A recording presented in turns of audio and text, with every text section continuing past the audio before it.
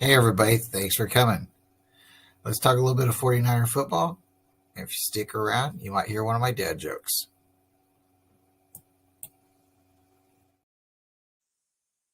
Good morning, everybody. I have with me a long time good friend, Josue Alvarez, my good buddy. I am very proud to bring him on and have you guys get to meet him, hear his thoughts. And me and him are going to go over a little bit of 49er Packer football. Yes, I said Packer football. Once again, old buddy. And this is probably one of those things, I always like look at him and I'm like, why are you a Packer fan? So, Josue, how are you doing this morning? I'm doing pretty good. I'm just trying to get things situated on my end here. Give me just 1 second here. But yeah, I'm doing pretty good, man. I'm doing pretty good. I've been a Packers fan um, since 1996. Yeah, it's been a minute since I've been a Packers fan, as the kids might say. But yeah, so been been a fan ever since.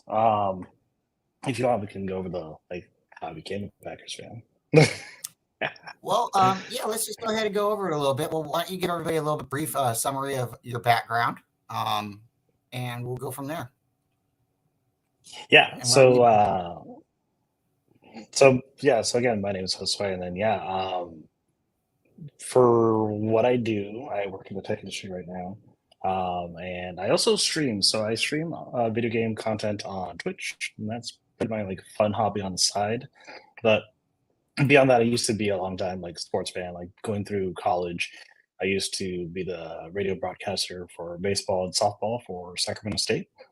And yeah, that's been the fun times. Yeah. All right. So you said 1996. What's Yeah. significant about 1996 that made you a Packer fan? Yeah, so what ended up happening was, so my family were pretty unique, I would say, because um, my parents, the way how they raised my brother and I was very agnostic in every sense of everything. Not only like religion, like we weren't necessarily like beholden to whatever they believed, but even with sports. So like my dad was a Cowboys fan, ugh, and then my mom was a Chargers fan, Mhm. and Yeah, another not as E as the Cowboys, though. Like I make fun of my dad all the time. Um, and so like yeah, so for me, like they didn't like tell me like, oh, you have to root for my team or anything like that. It was just more of a, hey, do you want to watch football with me? And I'm like, yeah, I got nothing better to do. So that's what I like with my dad. I used to watch all the sports because my dad just loves sports. So we watched everything. So as a kid, I was like, I don't have I don't know what's out there. So like, I'm just gonna like just care for the local teams. Like in basketball, I root for the Kings. Go Kings. In baseball, I root for the Giants. And so at the time, I was still kind of like just rooting for the Niners. So I'm like, well, I like them more than I like the Raiders, so go Niners. So um, there's that. And so yeah, like I even had back then I had a Steve Young cup. Like that was like my favorite cup as a kid. Like those were the days. But then in '96, that's when the Packers and the Niners were playing, and back then, like it felt like something like a rivalry. Like I don't, most people I don't think would really like list it as such, but there was a lot of back and forth between the two teams. Um, and so um, I'm so sorry. Again, you guys have watched my videos. The ghost got me. My power sometimes goes out, and I'm gonna have. It hasn't happened too bad, but this is too many times on my phone right now. I'm gonna try to get back on the computer. But I'm so sorry. Thanks for carrying the show. yeah, no problem, no problem. And so yeah, so it was in '96. It was week 7. The Niners visit Green Bay Packers, and that's when like it was a really close, tough game. I believe that game went into overtime, but I can't remember. I believe it was on a Monday night. But yeah, I just remember seeing it was like Steve Young versus Brett Favre, and like those were like it was like a tale of two tales because two different play styles like from each of the players there. And there was something about watching Brett Favre that was like what captivated me. Like I didn't know who the Packers were, so like the announcers do this thing that they do every time where they talk about whenever you're at Lambeau Field, they talk about the history behind the Packers, and they talk about like, oh, Vince Lombardi and all, like the whole history behind it all. And so I'm like, oh, this is kind of cool.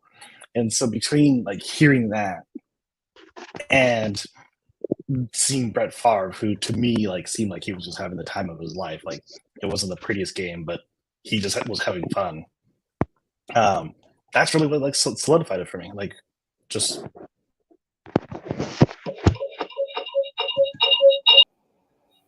So sorry. We're gonna try to do this a little bit easier. Let's see if I can delete this. Edit name. No. But go ahead, Josh. I'm gonna get this cleaned up on my end. no worries, no worries.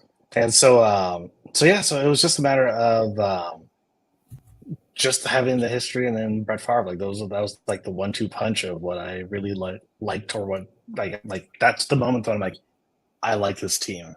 This is my team. And I know Yeah. that makes sense. I probably watched that same game you were watching. I watched the Packers and Niners, Steve Young and Brett Favre. And at the time, we're like, Steve Young, he's the guy, right? And then here comes Brett Favre out of nowhere. Yeah. And he did. He I don't know. He could throw the ball pretty hard. He throw pretty hard. Yeah. It didn't matter, how many interceptions he won, or, threw. Sorry, because you don't win interceptions. Yeah. But it didn't matter because at the end of the game, if he had that ball, you were afraid, and maybe that was the biggest threat of him is he scared people. I remember the 97 Super Bowl, the 98 Super Bowl. I mean, if he would have beat John Elway in in the 98, things would have been different for him probably. They would talk about him a whole lot different because he could never just get back up to that Super Bowl. He was really good, really, really good. Right. And Atlanta slept on him. They didn't. Yes. And I'm afraid that kind of situation's happening right now. And we're transitioning into Niners with maybe Trey Lance. Like right now, Trey Lance has come out. He might not have had his whole start or given the full opportunity, but being injured or not staying healthy, that has to affect him. And right now he's been on our team and he's got a lot of intangibles, just like Favre. I'm kind of afraid if the Niners let him go, he'll go to the Packers. The NDSU, the green and yellow. I'm just thinking that's just too close to home. And you guys already got his boy right there, Christian Watson, right? Yep. He's been the most successful receiver for us. That's what I wanted to know is how do you like him?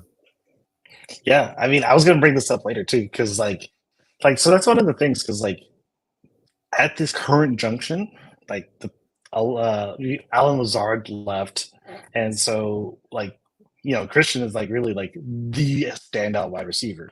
He's the only receiver with more than one touchdown this past season, so he's got a lot of work to pull moving forward in the upcoming season.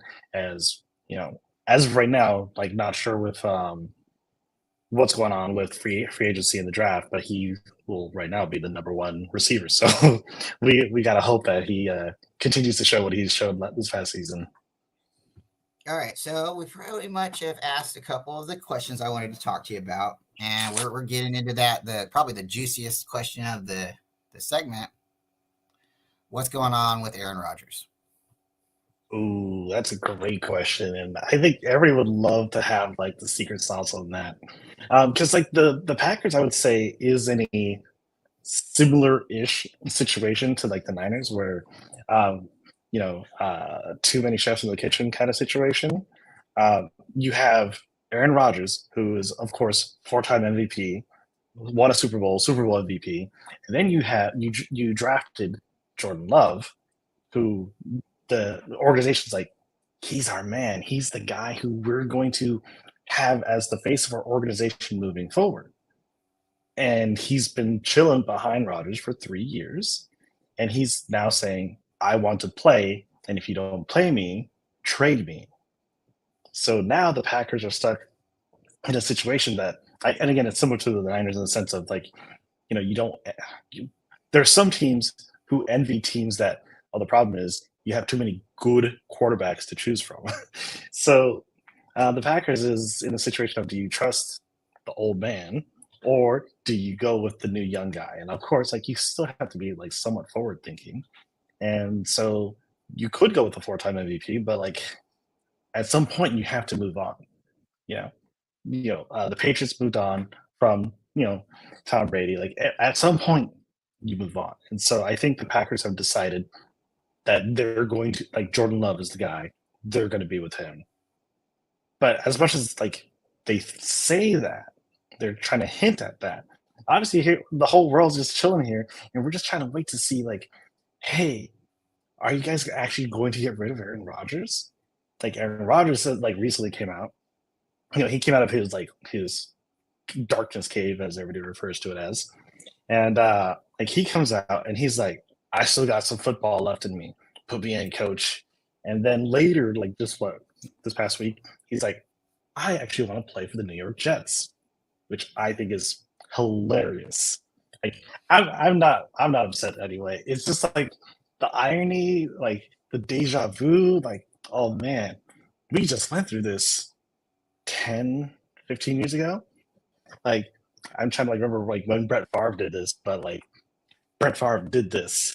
Brett Yes, I Favre want to say left it the was Packers. 2010. Yes. I want to say it was like 2010, 2011 because Harbaugh, we almost beat him in Minnesota when he came back. So I want to say it was like the 09 and 010 season because Brett Favre made it to the playoffs with the Jets, and the Niners actually went Yep. to New York and beat him there. He ended up injuring his arm at the end of the season, and I think that derailed his playoff run. But Brett Favre still Mhm. had it, and he showed people. And I'm thinking this is what's really exciting because it is deja vu right over. You go Right. Brett Favre to New York. Now it's Aaron Rodgers to New York. Are they going to Minnesota after this? And that's what's really. I'm gonna have to ask you. You like that? Because I don't know, man. Like, I don't know what's gonna happen to Kurt. Like, is he coming to San Right. Francisco? What's happening? Because that's been the one thing. Like, since 2017, Kirk Cousins has been trying to come to the Niners. Kyle Shanahan's been trying to get the Niners to him. I'm not saying I want him. I'm just saying I've been seeing this. This is like guys going back and forth trying to be like friends, and we're gonna win together, right? Well, that's what Kyle wants is a bunch of guys that he wants to win with, right? So with Minnesota, Right. and I heard Minnesota has a 1 or 3 year deal with Kirk Cousins. They can either keep him or they're going to keep him for 3 years. So I don't have all of that in front of me right now, but it just makes it to me a lot of fun because the Niners aren't going to get Aaron Rodgers. They're not going to get Kirk Cousins if they're in the NFC. The NFC is not going to. Some teams just don't trade with the Niners. It's funny, Right. we trade with the Broncos a lot in the AFC, but we don't trade with other teams like that, And with that Right. happening, the Minnesota Vikings, they want Brett Favre. They went and Right. got Brett Favre, right? They made it Yep. known that they wanted him before he went to the Jets, So now this is coming out, and there's other teams out there. The Lions, they said that they wanted Favre. The Raiders said they wanted Right. Favre. I'm like, so to me, this is very. I think that his And time with the Niners has sailed. I don't think Aaron will ever come to the Niners at this point. But him going to the right. Jets, that's really funny, man. That's really funny. Yeah. Like, it is hilarious. And then it's funny you bring it up too, because of course the Raiders were interested. Like, the Raiders front office, it used to be the Packers front office. So like, of course they were interested. Well, you had Adams, who was also trying to make the sales pitch of, hey, come to Las Vegas. The weather's fine. Like, it was way better than Green Bay, anyways. So like that, it's just funny, like seeing all the similarities. I personally don't mind. Like, am I sad? Absolutely. I'm sad that the Aaron Rodgers experience is over, essentially. But it was going to happen at one point or another, and we've had a great run. Like, as a Green Bay fan, I have been in a very privileged position that from 1996 to today, we've had two quarterbacks. Not very many teams can like say like that's been our history. Like, so I've been eating good, as some people, as the saying goes. Like, it's been great. So all good things must come to an end. And who knows? Who knows with Jordan Love? Like, I don't know. The kid, I call him kid. He's only played like what 4? No, he's played like 10 games over the last 3 seasons. Like it's and they've been very like spotty. So like we don't get like a full good body of work because he hasn't been given like the start essentially from start to finish. So we'll Yeah, see. yeah. I We'll see. I envy you in a little way because you've had two quarterbacks for that amount of time. You've seen what's happened when the Niners had two quarterbacks significantly for a long period of time. We got 5 championships. You guys were able to, get to the Super Bowl 3 times in that amount of Yep. time. So for me, yeah, we've been to the Super Bowl 2 times, but for whatever reason, we haven't been able to get it done since then. So yeah, maybe if we pulled the trigger on those 2 rings, I wouldn't be so green, I guess, right? But the reason I'm a little bit green is you guys got your Super Bowl early, right? Or like in the middle of his Right. career, right? Yeah, he sat on the bench Right. for 4 years, and that's where I think like sitting isn't that big of a deal. Like I would rather have like Right. Trey Lance sit for like 4 years, and not say Jimmy Garoppolo, but some veteran, drive the train. Like let's go, right? Right. Let's let you get everything you need to get underneath you, and then when you're telling coach what the play is before coach is saying it out of his mouth, that's when you're ready, right? But that's just Yeah. my opinion, and it's not going to necessarily work that way because one, that's nobody can spend that much time. But with the Packers, you guys were able to have 3-4 years where the guy's just sitting there, and now he's at the point where he's saying, "I want to go somewhere else because I'm ready to play." That to Right. me is awesome. But to get back to where I'm green at, I am so sick and tired of going 27 years without a Super Bowl ring. You and me are the same age, and it's been your Right. Super Bowl started when I started watching football. You and me both started watching football essentially, and you've seen championships. I've seen championship Right. losses, and Right. there is something to be said. You guys are called Title Town, but at the turn of the free agency and stuff, the Niners were able to, the new modern NFL. We got there first, and I just want to Right. see whatever they have to do at this point to get number 6. And I don't even want to say it's number 6. I just want them to get one. It's like, so for me, I am very envy because you guys showed the league. If Jordan Love comes out and he's very polished and he's very, the team, you guys did it the right way. You guys did it the right way. Right. You don't Right. necessarily have to hold on to, an old hero. And again, I don't want it to sound that, like I'm just cutting you. You did great for us, right? Joe Montana. I don't think I would have cut him, but guess what? They cut him, and we got Steve Young. Right. And Steve Young didn't get cut. He got injured, but it's the same concept. The Niners move off of players before they're completely done. And for me, Right. why am I envy? Because you guys have your Super Bowl with that core, right? So this core, my Cabo click, I want to see them win a Super Bowl, right?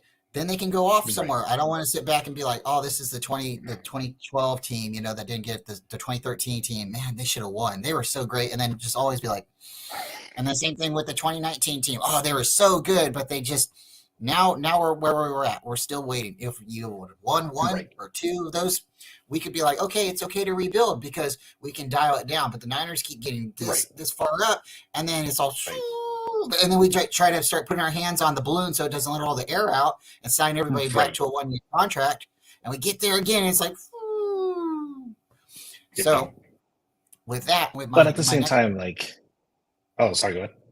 No, I was just gonna say that's kind of like my next question is like with the Niners and the Packers both, what would you say is the next missing key? But go ahead and But yeah, no, because that's like actually what I was going to talk about was like just also like the window essentially because like I obviously I can understand it's frustrating as a fan that your team is always so close yet so far because like with the Packers we had 97, we had 2011, and then that's it. Like we've had 2 quarterbacks, and yeah, they went back again, of course, but with during the Brett Favre era, but we had 2 wins. And you would think that with the caliber of Favre and the caliber of Rodgers, that the Packers would have gone more often, but they didn't. So like, it's always been like frustrating for me. Like, how can you say that we have one of the greatest quarterbacks of the current generation, and 2011 was it?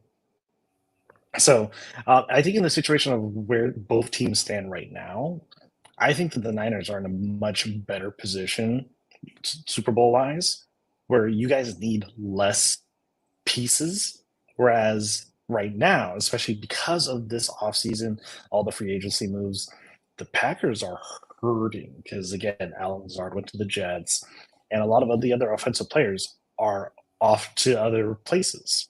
And so all we have left is a bunch of rookies and sophomores. No offense to them, but like you only have people who are fairly green.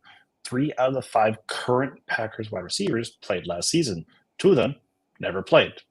So in terms of what we're looking at in terms of the window, like the Niners, you guys just need a quarterback who can hopefully stay healthy from week 1 to the Super Bowl. Or at the very least, if they do get injured, you pray that they get injured during the regular season and they're good for the rest of the postseason. Because if Purdy stayed healthy, again, that didn't happen this past playoffs, we'd be looking at probably a different playoffs. Because if Niners beat the Eagles, Niners go to the Super Bowl because there's no shot. I mean, because that was basically the NFC Championship game. It wasn't the NFC Championship game, but the Niners versus Eagles was the championship game. And so winner goes to the Super Bowl, essentially. So that's like a totally different thing. So when the Niners look at the next season, obviously you have the Purdy injury. So we'll see how long that takes. Like, obviously the whole league's going to be looking at that. Like, when I was like preparing for today, I was like, oh man, like I actually had a realization thinking about Purdy because I was like, why do I like this kid so much? He actually reminds me of Brett Favre in terms of how Purdy plays. Like, Purdy does throw a little bit better than Brett Favre, in my opinion, but there's a certain fun aspect that Purdy has that I really appreciated. And so I don't know if I'm not front office, so I don't know who's the true future QB for the Niners, but I like Purdy personally, but we'll see. But ultimately, like for the Niners, you guys just need one quarterback who can carry you the whole way through. And I think that Purdy might be that person, but it's just a matter of it's unfortunate with the injury. With the Packers, like it's a lot harder because we now have Jordan Love, who's untested, and then we now have, we have our running back core, which is great, but we're missing a whole like wide receiving core. We have tight ends, but they're not really great at catching. And so ultimately the question is like, what do the Packers try to do? And you can only do so much between the draft and free agency. So it ultimately comes down to what do you do and how do you do it? So welcome back. Man, I am so sorry. Well, they say 3 is a charm, so hopefully it doesn't happen anymore. But no, I appreciate that. I really do. Yeah. I really think both really have an opportunity to just you guys are kind of going to be an unknown at this time. So with your rookies, quarterback, has continuity with them. You guys could be a dark horse. You really could, and it just really depends on what you guys do in the draft. Correct. Because ultimately it comes down to because obviously again going back to Rodgers, like when do the Packers pull the trigger with the Jets or anybody for Rodgers? Because on one hand you might think, oh, they do it now, so that way they can get draft picks now to then build now for the Packers, or do you wait until later, slap on that conditionality of, if the Jets go to the playoffs, we get a number 2, and if the Jets go to the Super Bowl, we get a number 1 pick or whatever. Like obviously it's the question of what do you do with that and how do you do it? But like the Packers obviously have this upcoming draft. Historically, the Packers draft defensively, not offensively. The Packers always will draft defensive players and then pick up free agents who will fill in the offensive side of things. So we'll see how the Packers do this upcoming draft. But I mean, again, they can be a dark horse. It'll be interesting to see. Obviously, the coaching staff. I have faith in the coaching staff now versus before. And no offense to McCarthy back in the day, but I like the coaching staff and the Packers currently. So we'll see how things go. Yeah, I'm gonna do the same thing. because right now it doesn't seem like we're going after a veteran quarterback. It doesn't seem like, it seems like right now we're going to just wait to see if Purdy stays healthy or, can rehab. It seems like they're going to see what they have with Trey Lance, which is ultimately, the best. But the only reason I have not a problem with that, but again, I don't want to just like keep hitting my head on the wall because it's like we're getting that close and we don't get it done. I really truly feel our missing key is that quarterback. So if somebody like Trey Lance could come in or Brock Purdy or Sam Darnold, we just need, I think that's our problem. It's not necessarily we need a veteran quarterback. We need a quarterback that can stay healthy. And I've said this before, and it's not necessarily the sexiest idea or, the coolest idea out there, but we just need a game manager. We don't need a quarterback that is really like, we don't need, Aaron Rodgers. We don't need a Tom Brady. We just need somebody who can stay healthy. We need healthy John. Right.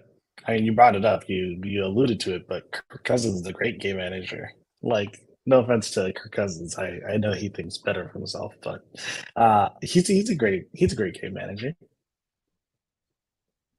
Yeah. But again, I still think that the Niners are still in a better spot compared to where the Packers are. Because again, in terms of veterancy, like the Packers, like I said, the Packers lost a lot. Meanwhile, when you talk about like your key offensive players, like as far as I'm aware of, the Niners still have Ayuk. You guys still have Kittle, Debo, CMC. Like the playmakers are there, And so, whereas like the previous playmakers for